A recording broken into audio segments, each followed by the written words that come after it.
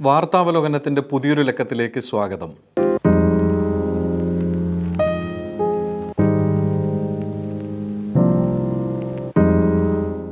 ആഭ്യന്തര കലാപത്തിൻ്റെ പശ്ചാത്തലത്തിൽ UAEയും ഖത്തറും ഇറാനിലേക്കുള്ള വിമാന സർവീസുകൾ നിർത്തിവെച്ചു.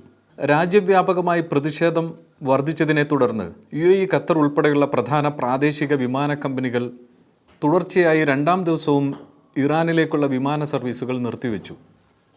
പ്രതിഷേധക്കാർക്കെതിരെ വ്യാപകമായ അറസ്റ്റുകളും ബലപ്രയോഗവും നടന്നതായി റിപ്പോർട്ടുകൾക്കിടയിലാണ് അന്താരാഷ്ട്ര വിമാന കമ്പനികൾ യാത്രക്കാരുടെ സുരക്ഷയ്ക്ക് മുൻഗണന നൽകുന്ന സാഹചര്യത്തിലാണ് ഈ നീക്കം.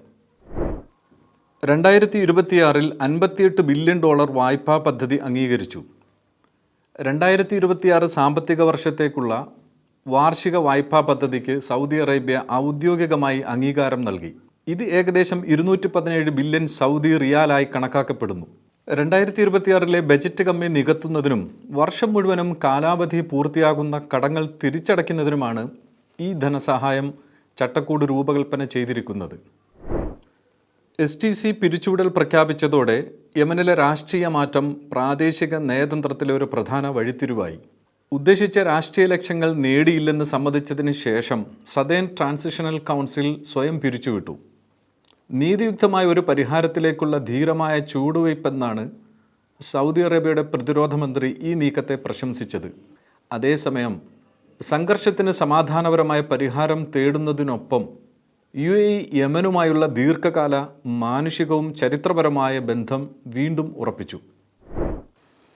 ശ്രീ മുഹമ്മദ് ബിൻ റാഷിദിൻ്റെ കീഴിൽ UAE നേതൃത്വത്തിൻ്റെ 20 വർഷം ആഘോഷിക്കുന്നു. വൈസ് പ്രസിഡന്റ്, പ്രധാനമന്ത്രി, ദുബായ് ഭരണാധികാരി എന്നീ നിലകളിൽ 20ാം വാർഷികത്തിൽ എമിറേറ്റ്സിലുടനീളമുള്ള നേതാക്കളും മന്ത്രിമാരും Shri Mohammed bin Rashid Al മക്തൂമിനെ ആദരിച്ചു. 2 പതിറ്റാണ്ടുകളുടെ പരിവർത്തനാത്മക വളർച്ചയും ആഗോള നേതൃത്വവും ആഘോഷിച്ചുകൊണ്ട് president Mohammed bin Zayed Al Nahyan നേതൃത്വം നൽകി. UAEയുടെ സാമ്പത്തിക യാത്രയുടെ അടുത്ത ഘട്ടത്തെക്കുറിച്ച് ചർച്ച ചെയ്യാൻ പ്രമുഖ ബിസിനസ് നേതാക്കളുമായി കൂടിക്കാഴ്ച നടത്തി. ആഗോള മൂലധനത്തിനായുള്ള നീക്കത്തിൽ സൗദി സർക്കാർ വിദേശ നിക്ഷേപകർക്ക് തങ്ങളുടെ സ്വത്ത് വിപണി ഗണ്യമായി തുറന്നുകൊടുത്തു. നാഷണൽ ഹൗസിംഗ് കമ്പനി പോലുള്ള വലിയ സർക്കാർ പിന്തുണയുള്ള സംരംഭങ്ങൾ റിയാദിൻ്റെ വടക്കൻ പ്രാന്തപ്രദേശങ്ങളെ ആധുനിക റെസിഡൻഷ്യൽ ഹബ്ബുകളാക്കി മാറ്റുന്നു.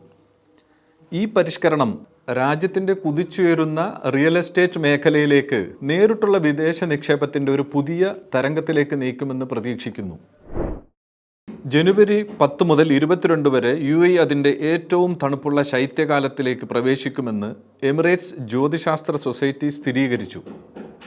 ദുറൽ സിത്തീൻ എന്നറിയപ്പെടുന്ന നാടോടി കാലഘട്ടത്തോടൊപ്പം മരുഭൂമി പ്രദേശങ്ങളിൽ താപനില 5 ഡിഗ്രി സെൽഷ്യസിൽ താഴെയാകുമെന്ന് പ്രതീക്ഷിക്കുന്നു. ചരിത്രപരമായ വ്യാപാര കരാറിനായി ഫിലിപ്പീൻസ് പ്രസിഡന്റ് UAE സന്ദർശിക്കും. ഒരു വ്യാപാര കരാറിൽ ഒപ്പുവെക്കാൻ പ്രസിഡന്റ് ഫെർഡിനാൻഡ് മാർക്കോസ് ജൂനിയർ ജനുവരി 12 UAEയിലെത്തും. സമഗ്ര സാമ്പത്തിക പങ്കാളിത്ത കരാർ ഇരു രാജ്യങ്ങളും തമ്മിലുള്ള ഉഭയകക്ഷി നിക്ഷേപവും വ്യാപാരവും ഗണ്യമായി വർദ്ധിപ്പിക്കുമെന്ന് പ്രതീക്ഷിക്കുന്നു. UAEയിൽ ഓൺലൈൻ കാർഡ് പേയ്മെൻറ്റുകളുടെ സുരക്ഷാ മാനദണ്ഡങ്ങളിൽ നിർണായക മാറ്റം. ജനുവരി 6 മുതൽ പ്രമുഖ ബാങ്കുകൾ SMS വഴി OTP അയക്കുന്ന രീതി അവസാനിപ്പിച്ചു. പകരം ബാങ്കിൻ്റെ മൊബൈൽ ആപ്പിലൂടെ വരുന്ന നോട്ടിഫിക്കേഷൻ ഉപയോഗിച്ച് ഇടപാടുകൾ നടത്താനാകും. ഈ മാറ്റവുമായി ബന്ധപ്പെട്ട അറിയിപ്പുകൾ ബാങ്കുകൾ ഇതിനകം ഉപഭോക്താക്കൾക്ക് അയച്ചു തുടങ്ങി. ഡിജിറ്റൽ ബാങ്കിംഗ് സുരക്ഷ വർദ്ധിപ്പിക്കാനാണ് ഈ നടപടി. വാർത്താവലോകനം തുടരും. Signing off Sunil CS.